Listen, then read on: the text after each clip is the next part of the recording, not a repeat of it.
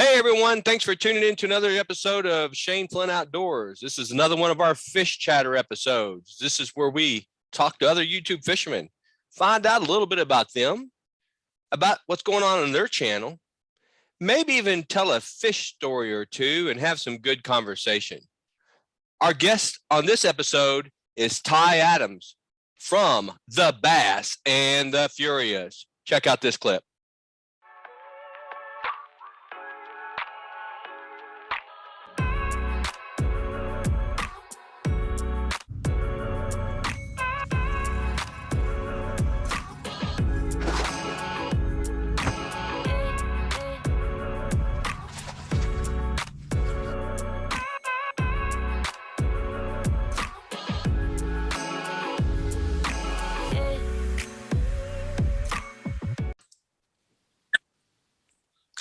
Hey everyone, this is Ty Adams from Bass and the Furious. And Ty, thanks so much for taking the time to join in on our Fish Chatter episodes. And let's just jump right in. Tell us a little about you and your channel and your fishing style, and just fill us in.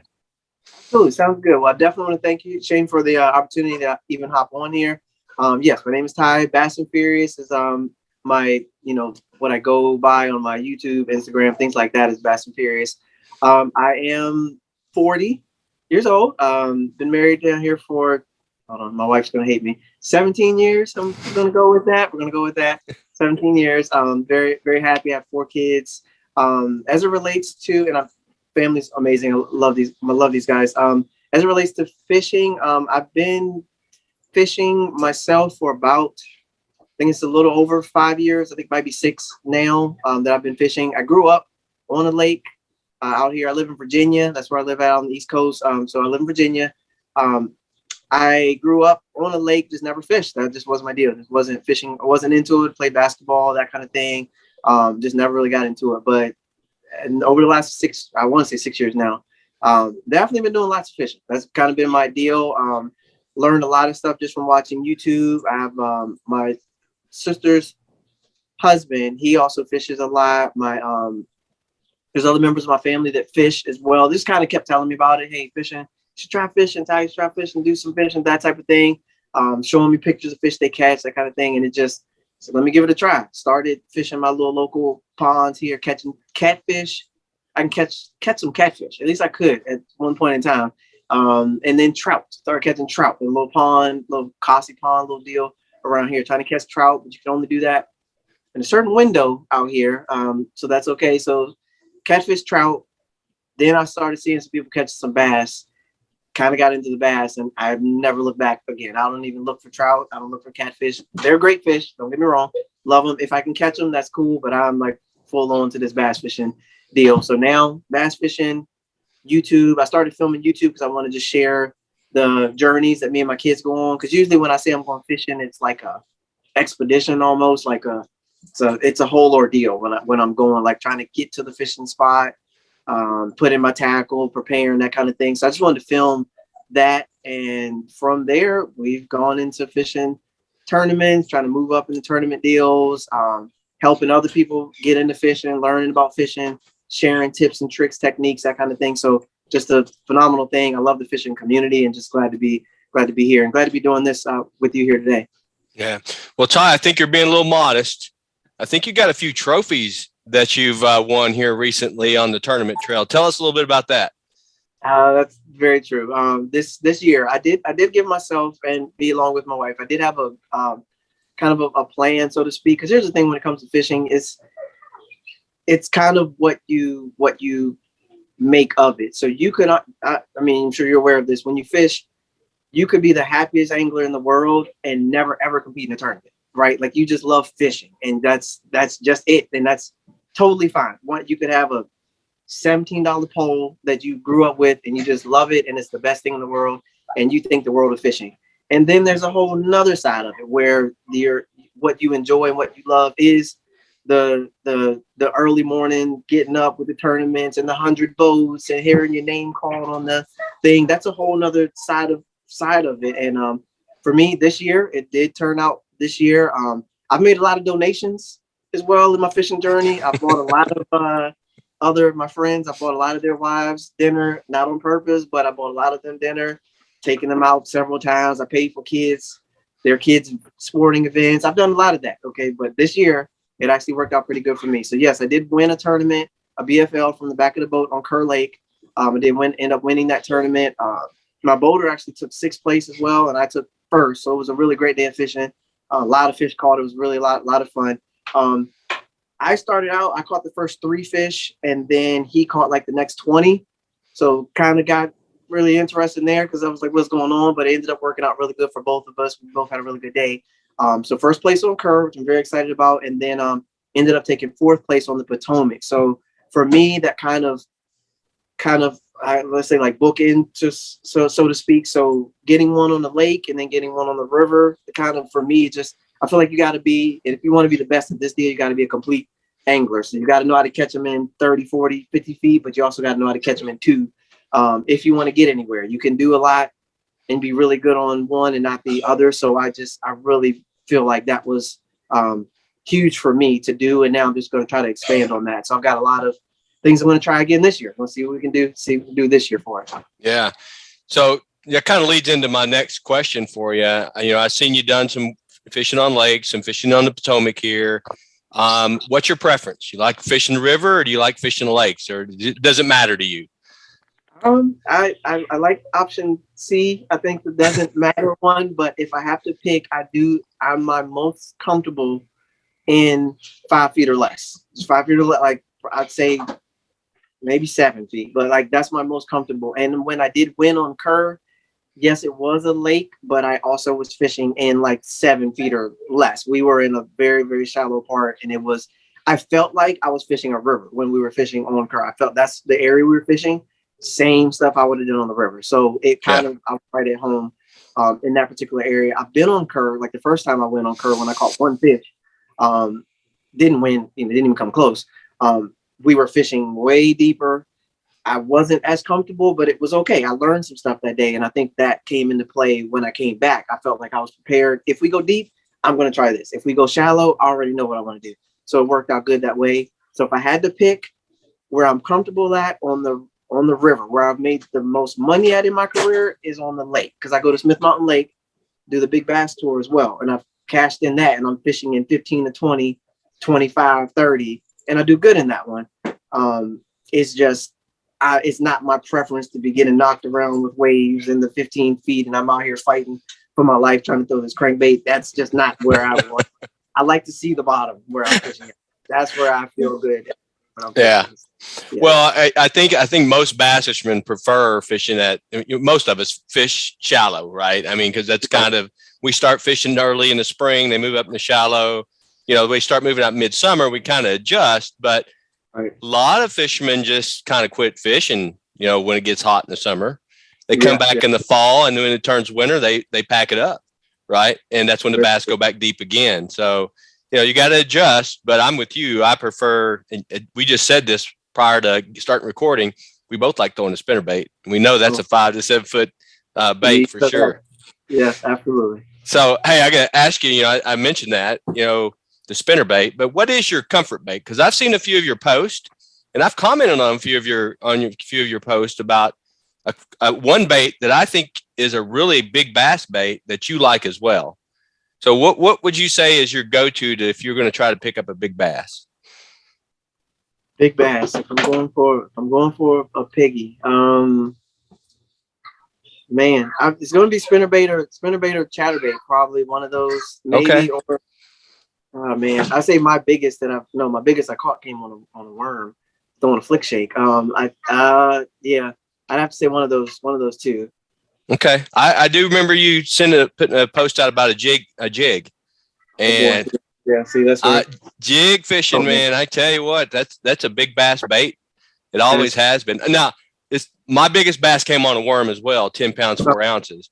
But I've caught a lot of big bass on a jig in the past, especially in the winter, and when they get tight to cover and stuff. But I go back to it, I still like the spinnerbait, chatterbait for sure. And, I just said in my last video that I put out, every bass I caught this year over 5 pounds on spinnerbait.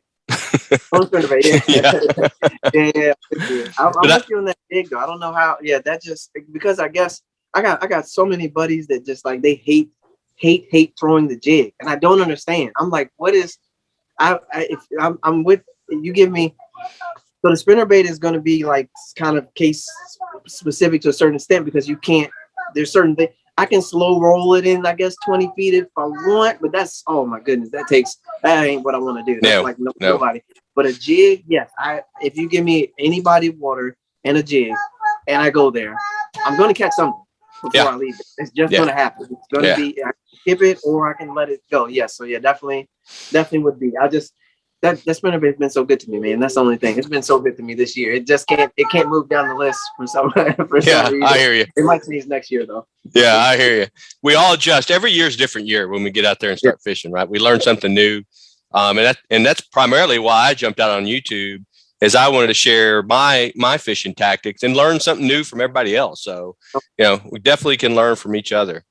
So, Absolutely. Ty, tell me this. I mean, we all have a great day fishing. And you might have seen the video I put out this week. I went and made 3 casts and caught a 7-pound bass, which was epic. I've never had that happen before. It was just lucky. But tell me about a great day of fishing you've had in the past, an epic fishing day, whatever that might be. Winning a tournament, catching 50 bass, catching your big bass. What do you have in your recent memory that you like to consider an epic day of fishing? Yeah, so you definitely like you said, that the day like that where something just like magical just kind of just blows you away that day is definitely going to be up there.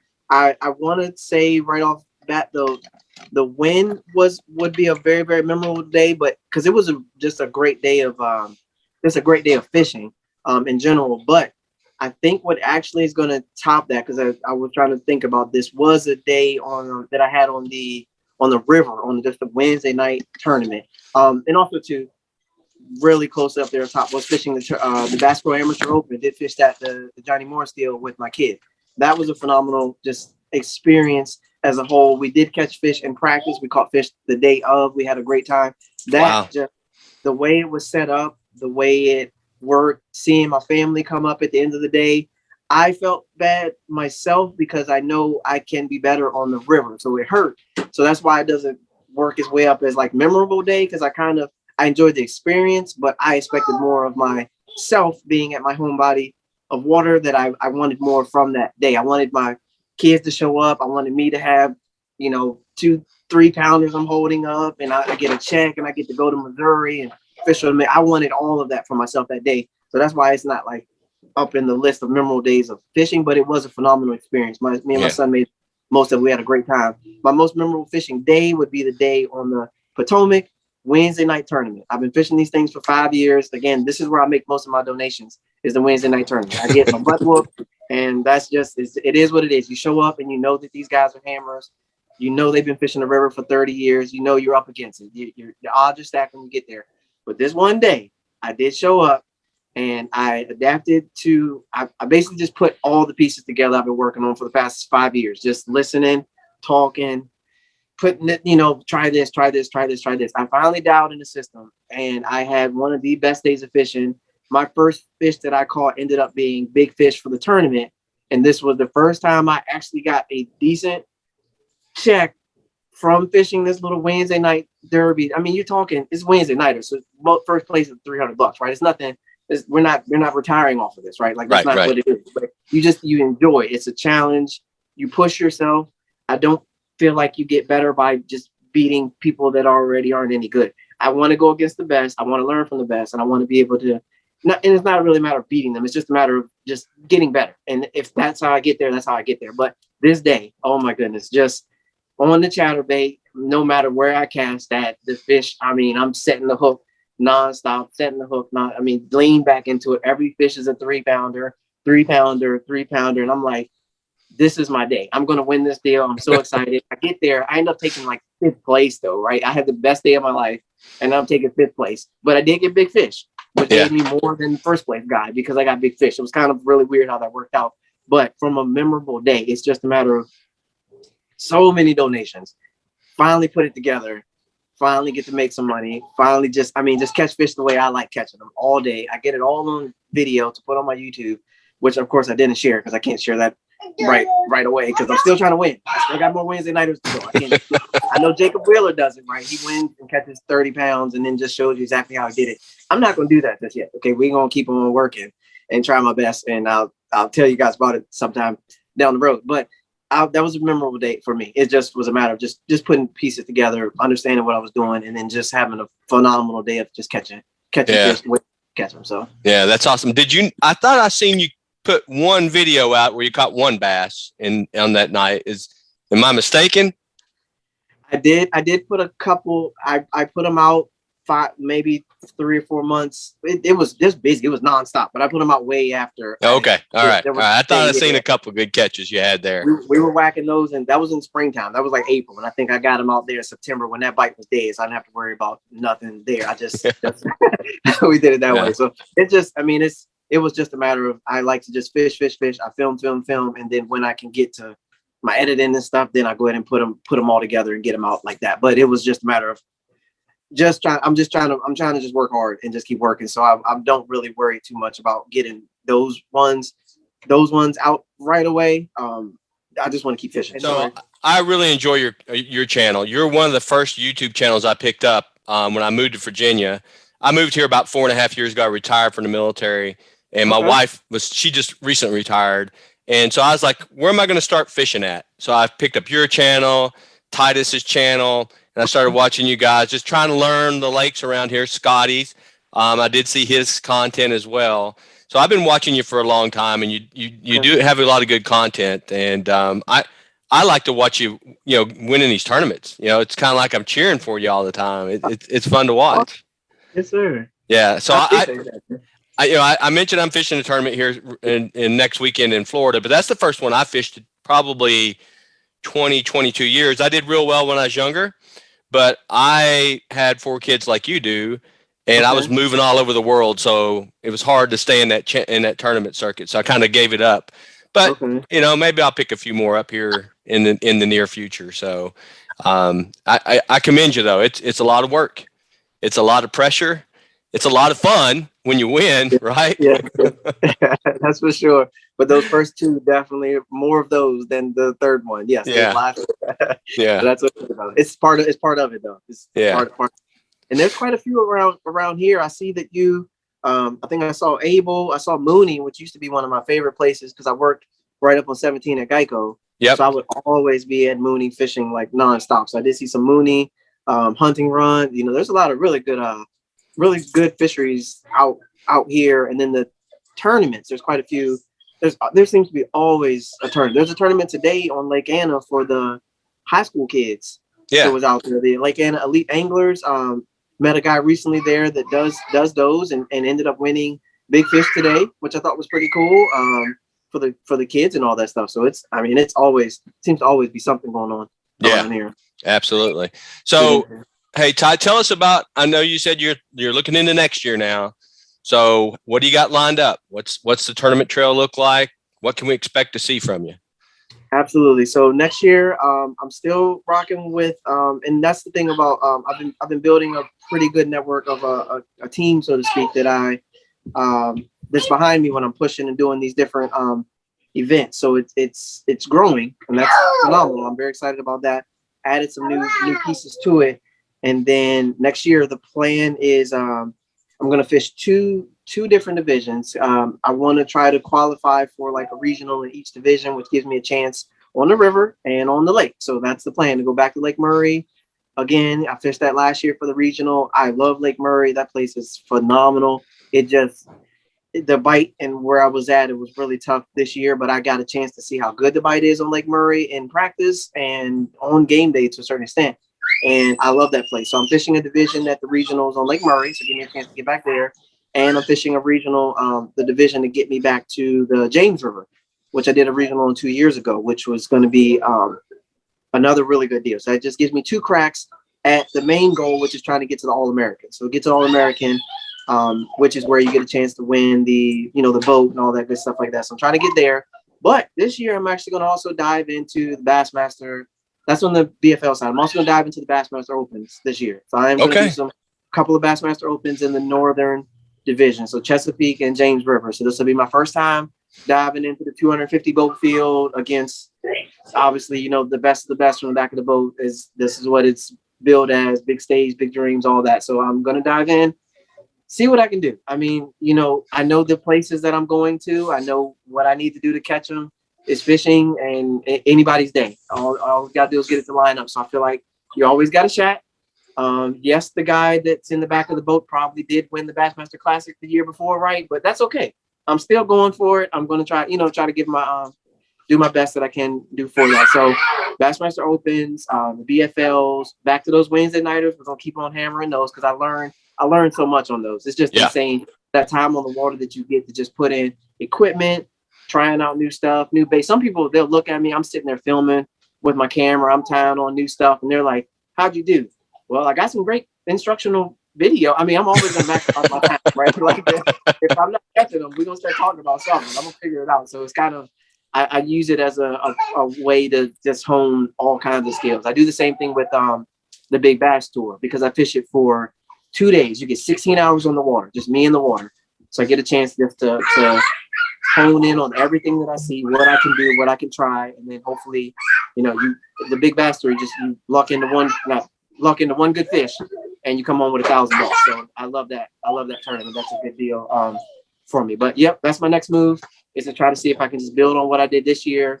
The key goal is remaining consistent. If I remain consistent this year through the BFLs, I'll get to the regional, which will give me a chance to get to the All-American.